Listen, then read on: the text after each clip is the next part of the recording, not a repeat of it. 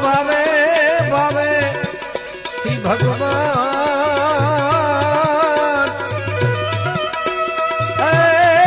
जन सम्राट श्याम सुंदर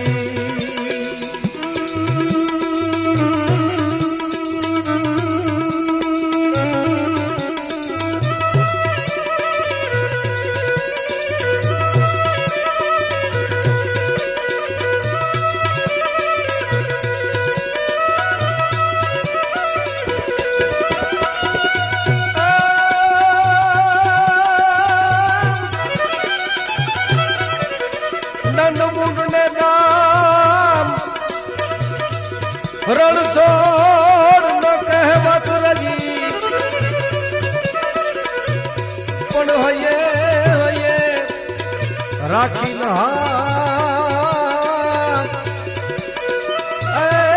तुम जगत जुआरे जातरा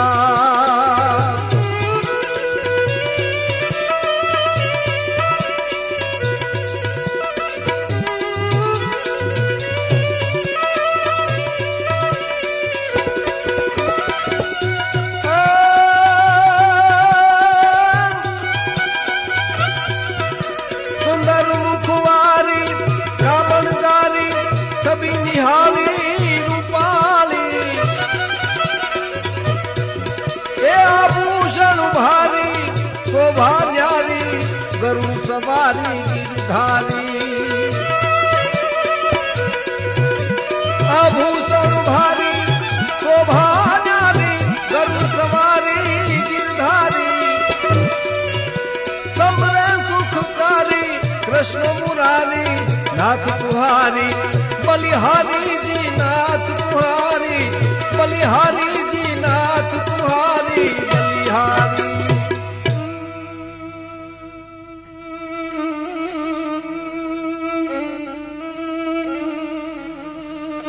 भगवान कृष्णनी प्रार्थना शुरुआत में कविए करी सुंदर मुखवारी कामणगारी छवि निराली रूपाली आभूषण भारी शोभा न्यारी गरु सवारी गिरधारी समरे सुखकारी कृष्ण मुरारी नाथ तुहारी बलिहारी। महाभारतना આગળના ભાગમાં આપણે જોઈ ગયા છીએ કે સંજય રાજા ધર્મની વાત સાંભળે છે। સંજય જ્યારે વૃષ્ટિ કરવા માટે આવ્યા ત્યારે ધર્મરાજાએ સંજયને ઘણું કીધું કે સંજય આપ જાણો છો કૌરવોએ અમને ઘણા સંકટો આપ્યા છે અમારી ઉપર જે કાંઈ ખેલ ખેલ્યા એ બધા અમે ભૂલી જવા માંગીએ છીએ પણ એ ત્યારે જ બને કે જ્યારે દુર્યોધન અમને અમારું ઇન્દ્રપ્રસ્થનું રાજ પાછું આપે। એ પણ આપણે જોઈ ગયા કે રાજા ધર્મએ સંજયને એટલું કીધું કે હું માનું છું કે બધા કર્મોમાં ધર્મ જ શ્રેષ્ઠ છે પણ આવતીકાલમાં જે કર્મથી પોતાનું જીવન નિર્વાહનું સાધન પ્રાપ્ત થાય તે કર્મ કરવું તે ધર્મ છે। મહારાજા યુધિષ્ઠિર ધર્મનું પ્રતીક છે એટલે ધર્મ પોતે જ છે। રાજા યુધિષ્ઠિર સંજયને આગળ સમજાવે છે કે હે સંજય આ પૃથ્વી ઉપર જે ધન છે સ્વર્ગ અને પૃથ્વી ઉપર જે વૈભવ છે તે મને પ્રાપ્ત થતા હોય તો પણ હું અધર્મથી એનો સ્વીકાર ન કરું। અધર્મથી કોઈ દી હું કોઈ પણ બાબત લેવા માંગતો નથી. સાચી વાત છે મિત્રો. આપણે ત્યાં મહાપુરુષો પણ એમ કહે છે કે ધર્મને કેળે હાલશો ને તો પશુ પક્ષીએ તમને મદદ કરશે, અને અધર્મને કેળે હાલશો તો પોતાના હશે એ હામા પડશે. અને અધર્મથી હું કાંઈ લેવા માંગતો નથી. ભગવાન કૃષ્ણ પણ સંજયને કહે છે કે બંને પક્ષો વચ્ચે શાંતિ થાય એમ હું પણ ઈચ્છું છું. ભગવાન કૃષ્ણ વિશેષ વાત કરતા સંજયને સમજાવે છે કે પાંડવોનો કૌરવો વચ્ચે સમાધાન થાય, સંધિ થાય, યુદ્ધ ન થાય, માનવ સહાર અટકી જાય એમ હું પણ ઈચ્છું છું. યુધિષ્ઠિર પણ શાંતિ ચાહે છે, પણ પાંડવોને તેનો હક તો મળવો જોઈએ. સંજય, પાંડવો ઉપર કેવા કેવા ખેલ કરવામાં આવ્યા એ તમે ક્યાં નથી જાણતા. બગડેલા કાર્યને સુધારવા માટે હું હસ્તિનાપુર આવવા તૈયાર છું, અને હું જો તે કાર્યમાં સફળ થઈશ તો ભગવાન કૃષ્ણ એમ કહે છે કે બધાએ મૃત્યુના મુખમાંથી બચી જશે. અને રાજા ધૃતરાષ્ટ્રને કહેજો કે પાંડવો તેની સેવા કરવા માટે તૈયાર છે અને યુદ્ધ માટે પણ તૈયાર છે. મહારાજા ધૃતરાષ્ટ્રને કહેજો સંજય કે હવે બેમાંથી જે સારું લાગે તેનો સ્વીકાર કરે. સંજય મૌન થઈ ગયા. સંજય બધી વાતો સાંભળે છે. કવિ આગળ લખે છે કે રાજા ધૃતરાષ્ટ્રને સમજાવજો રે લો, રાજા ધૃતરાષ્ટ્રને સંભળાવજો રે લો, કૃષ્ણે કીધેલી બધી વાત જો આ શાંતિનો સંદેશ તેને આપજો રે લો.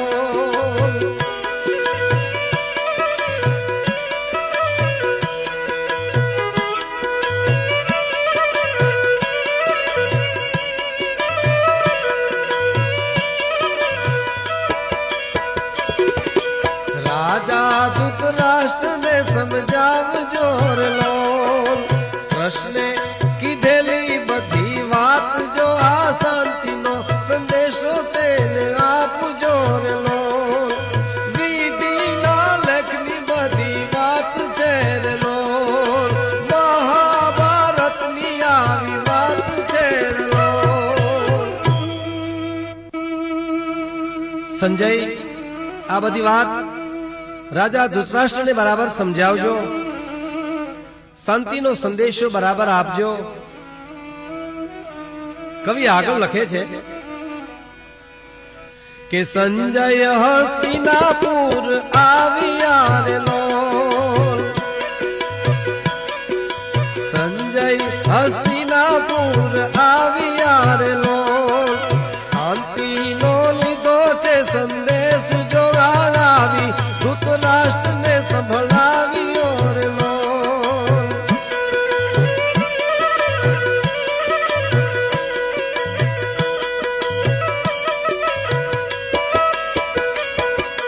સંજય હસ્તિનાપુર આવ્યો રે લો, શાંતિનો લીધો છે સંદેશ જો આવી રાજાને સંભળાવ્યો રે લો. વિધિના લેખની કેવી વાત છે રે લો, મહાભારતની આવી વાત છે રે લો. સંજય બધા સમાચાર લઈને આવ્યા છે. આવી અને સમાચાર આપી અને રાજાને કીધું, માતા ગાંધારીના સર્વ પુત્ર પરિવારના એને કુશળ સમાચાર પૂછ્યા છે, આપને નમસ્કાર કહેવરાયા છે. સંજય મહારાજા ધૃતરાષ્ટ્રને વાત કરે છે કે પાંડવો યુદ્ધની ના પાડે છે, પણ ઇન્દ્રપ્રસ્થનું રાજ પાછું માગે છે. સંજય બોલ્યા કે તમે તમારા પુત્રોના મોહમાં પડ્યા છો, તમે રાજ્ય આપવા માંગતા નથી. આપના સલાહકાર મંત્રીઓ પણ તે રાજ્ય પાછું આપવાની સાચી સલાહ તમને આપતા નથી. બહુ સાચી વાત છે મિત્રો. સલાહકાર જેના સાચા હોય ને એનું જીવનનું કલ્યાણ થાય, એના જીવનનું જ કલ્યાણ થાય. આપણે ત્યાં એક દુહો પણ બહુ પ્રાચીન લોક સાહિત્યમાં કહેવાય છે કે ધીંગાને આપશદાન અને રાકાથી રૂછો ફરે, પણ તારી પાસે પાસે નહીં પ્રધાન. એ તને કોણ સમજાવે હમણાં, પણ તારી પાસે પાસે નહીં પ્રધાન. અરે રે તને કોણ સમજાવે હમણાં. સલાહકાર સાચા હોય ને તો જીવનનું કલ્યાણ થાય. રામાયણમાં પણ એક સુંદર કાંડમાં છે કે સચિવ વૈદ ગુરુ તીન જો પ્રી બોલહી ભાઈ આશ. સચિવ એટલે મંત્રી, વૈદ અને ગુરુ એ ભયના માર્યા જો સાચું ન કે તો રાજ ધર્મ તન તીન કર હોય બેગ હી નાશ. ત્રણ બાબતોનો નાશ થાય છે, રાજનો, ધર્મનો અને તન નામ શરીરનો. હે રાજન, આ જગતમાં મનુષ્યને પ્રિય અપ્રિય, સુખ દુઃખ, નિંદા પ્રશંસા એ બધું પ્રાપ્ત થયા કરે જ છે, પરંતુ જે અપરાધ કરે છે તેની નિંદા થાય છે. આપની આવી દુર્બળતાને લીધે આપ સત્યની ધર્મની રક્ષા કરવા સમર્થ નથી. મારા વચનો ઉપર આ વિચાર કરજો. અત્યારે તો હું મુસાફરીથી થાકી ગયો છું, એટલે આપની રજા લઉં છું. આટલું કહી સંજય વિદાય થયો. સંજયના ગયા પછી સંજયે જે થોડો ઘણો સંદેશો આપ્યા પછી રાજા ધૃતરાષ્ટ્ર વિદુરને બોલાવવા માટે માણસ મોકલે છે. અને હવે જે વાત આવે છે મિત્રો, એ મહાભારતનું જે હૃદય કહેવાય એવી વિદુર નીતિની વાત આવે છે. વિદુર આવ્યા એટલે રાજા ધૃતરાષ્ટ્ર કહે છે કે હે તાત વિદુર, મને ઊંઘ નથી આવતી, હું ચિંતારૂપી અગ્નિમાં બળું છું, મને તમે યોગ્ય સલાહ આપો. લોક સાહિત્યમાં પણ કીધું છે કે નિંદર નાવે ત્રણ જણા, કહો સખી કિયા, પ્રીત વછોયા બહુ રણા, જેને ખટકે વેર હૈયા. આટલાને નિંદર નથી આવતી. અને કવિ તો ત્યાં સુધી કે છે કે ચિંતા ને ચિંતા મહી ફકત મીંડાનો ફેર, પણ બાળે બાળે બેય બલામ. એવો તો સજીવ અજીવને શંકરા, પણ બાળે બાળે બેય બલામ. અરે રે વો તો સજીવ અજીવને શંકરા. ચિંતા ને ચિતા મહી ફકત મીંડાનો ફેર. એક મીંડાનો કવિ કે ફેર છે. ચિંતા એની ઉપર મીંડું છે અને ચિતા એની ઉપર મીંડું નથી, પણ બેય બલા બાળે છે. ચિંતા છે એ જીવતા બાળે છે અને ચિતા છે એ મૃત્યુ થયા પછી બાળે છે. હે તાત વિદુર, હું ચિંતારૂપી અગ્નિમાં બળું છું, મને તમે કઈક શાંતિ મળે એવું ઉપાય બતાવો. વિદુર કહે છે કે હે મહારાજ, જે યુધિષ્ઠિર આપના આજ્ઞાકારી હતા એને તમે કોઈ દિવસ ઓળખી શક્યા નહીં. એટલું નહીં, પણ તમે એને અઘોર વનમાં વિદાય કરી અને એનું રાજ પણ તમે આપવા તૈયાર નથી. વિદુરજી વિદુર નીતિ સમજાવે છે. મહાભારતમાં આ પ્રેરણાદાયી અદ્ભુત પ્રસંગ છે. જો કે આમ તો મહાભારત આખો ગ્રંથ પ્રેરણાદાયક છે, પણ એમાં વિદુર નીતિ તો અદ્ભુત છે.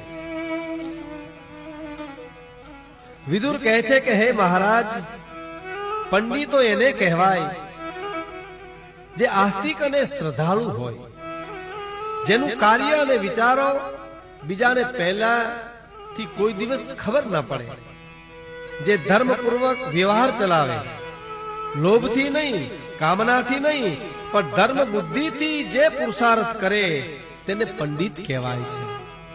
હે ભરત વંશભૂષણ, પંડિતો શ્રેષ્ઠ કર્મો પ્રત્યે રુચિ રાખે છે. તેમના મન ગંગાના નીર જેવા ઊંડા અને શાંત હોય છે. અને મિત્રો, હવે જે વિદુર બોલ્યા છે, હે રાજન, જેમ સમુદ્રને પાર કરવા માટે નાવ એ એક જ સાધન છે, સમુદ્રને સામે કિનારે જવું હોય તો એનું સાધન એક જ નાવ છે, તેમ સ્વર્ગને માટે સત્ય એ એક જ માર્ગ છે. ક્ષમાથી શું નથી થઈ શકતું? હે મહારાજ, વિચાર તો કરો. સમર્થ હોય જે, એને ક્ષમા શોભારૂપ બને છે. હે ભરત શ્રેષ્ઠ, પુરુષોના, મનુષ્યના કાર્યને સિદ્ધ કરનારો કયો ઉપાય ઉત્તમ છે, કયો મધ્યમ છે, કયો કનિષ્ઠ છે, તે સ્થિર બુદ્ધિ વાળા મનુષ્ય જાણવું જોઈએ. રાજાએ ઓછી બુદ્ધિ વાળા, દીર્ઘસૂત્રી, ઉતાવળિયા, ખુશામતિયા એની સાથે ગુપ્ત વિચારો કરવા ન જોઈએ. હે રાજા, 10 પ્રકારના લોકો ધર્મને જાણી શકતા નથી. વિદુર નીતિમાં વિદુરજી કહે છે કે હે મહારાજા, 10 પ્રકારના માણસો, લોકો એ ધર્મને સમજી શકતા નથી. કયા કયા? એક નશામાં ચકચૂર હોય, એક અસાવધાન હોય, ત્રીજો પાગલ હોય, ચોથો થાકેલો હોય, પાંચમો જે ક્રોધી હોય, છઠ્ઠો જે ભૂખ્યો હોય, અને સાતમો જે ઉતાવળિયો હોય, આઠમા જે લોભી હોય, નવમાં જે ભયભીત હોય, અને 10મો છે એ કામી. આ 10 વ્યક્તિઓ, માણસો, 10 લોકો ધર્મને ઓળખી શકતા નથી. વિદ્યાવાન પુરુષોએ તેવાઓથી દૂર રહેવું જોઈએ. હે રાજન, રાજા પાંડુને વનમાં પુત્રો ઉત્પન્ન થયા છે. તેઓ પાંચેય ઇન્દ્ર સમાન શક્તિશાળી છે. આપે તેને બચપણમાં પાળ્યા છે. તે ન્યાયપૂર્વક તેમનો રાજભાગ માગે છે. એને આપી આપના પુત્રોની સાથે આપ આનંદ પૂર્વક જીવન વિતાવો, આવી મારી સલાહ છે તમને. વિદુરજી કહે છે કે હે રાજન, 5 પાંડવોને એનો અર્ધ ભાગ આપવા માટે તમે શું કામે દુર્યોધનને સમજાવતા નથી? વિદુર નીતિમાં સુંદર ઉપદેશ છે, અને વિદુર નીતિ જો જીવનમાં ઉતરી જાય તો વિદુર નીતિ એક અદ્ભુત પ્રેરણાદાયી છે. કવિ આગળ લખે છે કે વિદુરની સાંભળી વિનતી રે લોલ, વિદુરની સાંભળી વિનતી રે લોલ, રાજાને હૈયે થઈ નિરાત જો આ વિદુર નીતિની રૂડી વાત છે રે લોલ, વિદુર નીતિની રૂડી વાત છે રે લોલ.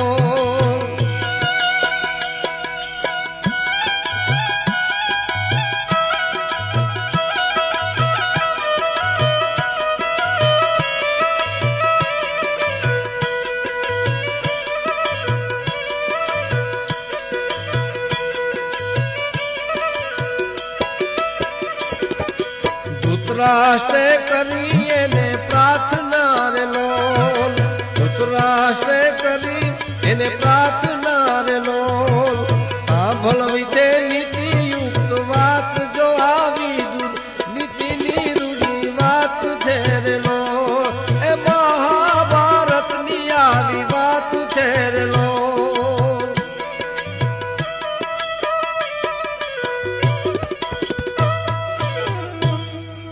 વિદુર નીતિ રાજાને અતિ પ્રિય લાગી. વિદુરજી આગળ વાત કરે છે કે હે રાજન, મનુષ્યનું શરીર ઈ રથ છે, બુદ્ધિ છે ઈ સારથી છે, ઇન્દ્રિયો તેના ઘોડા છે, તેમને વશ કરનારો બુદ્ધિમાન પુરુષ સુખપૂર્વક યાત્રા કરી શકે છે. જે ધર્મ અને અર્થનો પરિત્યાગ કરી અને ઇન્દ્રિયોને વશ થઈ જાય છે તે અંતે ભ્રષ્ટ થઈ જાય છે. ધર્મના અંદરમાં રહી ધર્મને સમજી અને અર્થ જે મેળવે એ જ જગતમાં વિજય મેળવે છે. મન બુદ્ધિ અને ઇન્દ્રિયોને વશ કરી પોતાની મેલે જ આત્માને ઓળખ્યો, પોતાના અંતરને જીતા સિવાય જે બીજાને જીતવાના પ્રયત્ન કરે છે તેને પરાજય જ મળે છે. હે રાજન, ક્ષમા કરજો, પરંતુ જ્યારે બુદ્ધિ મલિન થઈ જાય છે ત્યારે અન્યાય પણ એને ન્યાય જેવો દેખાય છે. ખરી વાત છે. માણસ પોતાને ઓળખવાને માટે આજ માણસ સતત બીજાને ઓળખવાના પ્રયત્ન કરે છે.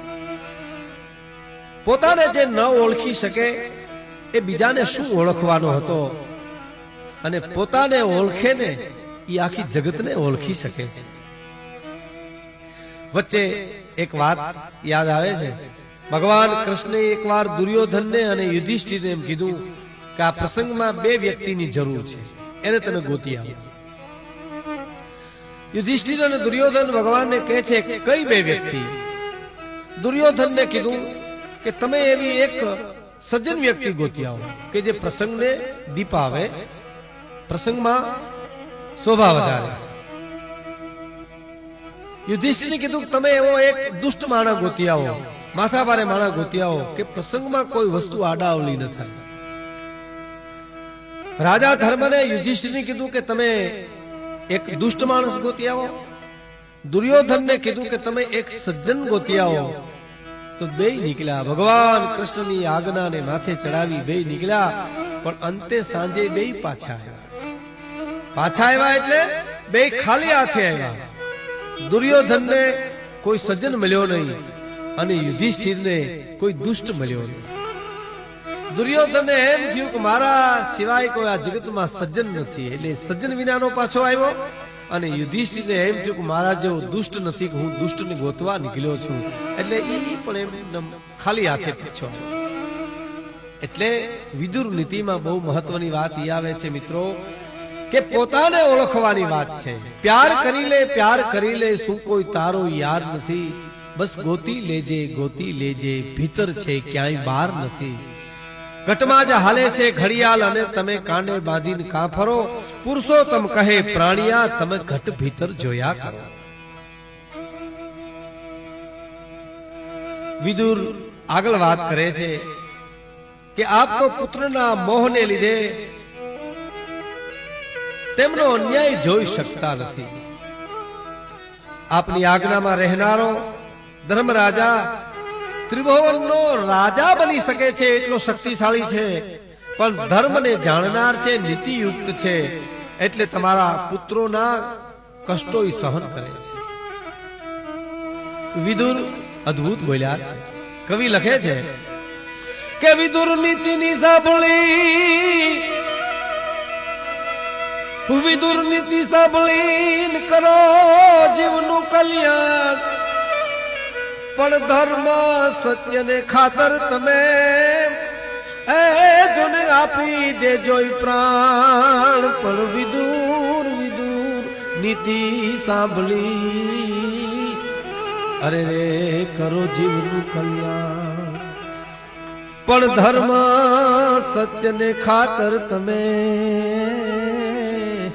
અરે રે હવે આપી દેજો પ્રાણ. કવિ એમ લખે છે કે વિદુર નીતિને જીવનમાં ઉતારી જીવનું કલ્યાણ કરજો, અને ધર્મ સત્યને ખાતર કદાચ પ્રાણ આપવા પડે તો પણ આપી દેજો.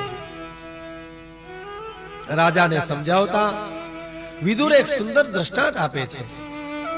એક સમયે અતિ સ્વરૂપવાન એક કેસીની નામની કન્યાએ પોતાને યોગ્ય પતિ મળે એ ખાતર સંયમવર રચ્યો. એ સંયમવરમાં એ કન્યાએ એક પ્રશ્ન કર્યો કે દૈત્યો શ્રેષ્ઠ છે કે બ્રાહ્મણો? અને એ સંયમવરમાં દૈત્યોનો રાજા વિરોચન પણ આવ્યો હતો. વિરોચને ગર્વથી અભિમાનથી ઉત્તર આપ્યો કે અમારી આગળ બ્રાહ્મણો કે દેવતાઓનો કોઈ હિસાબ નથી, વિષાદ નથી, અમારી પાસે કોઈ કિંમત નથી. કારણ અહંકારી છે. અહંકારથી આદમી અનબની જાય બેફામ, પણ ગર્વ કરશો માં કોઈ દી તમે ધરજો ઈશ્વર ધ્યાન, પણ ગર્વ કરશો માં કોઈ દી અરે રે તમે ધરજો ઈશ્વર ધ્યાન. અહંકારથી આદમી બની જાય બેફામ.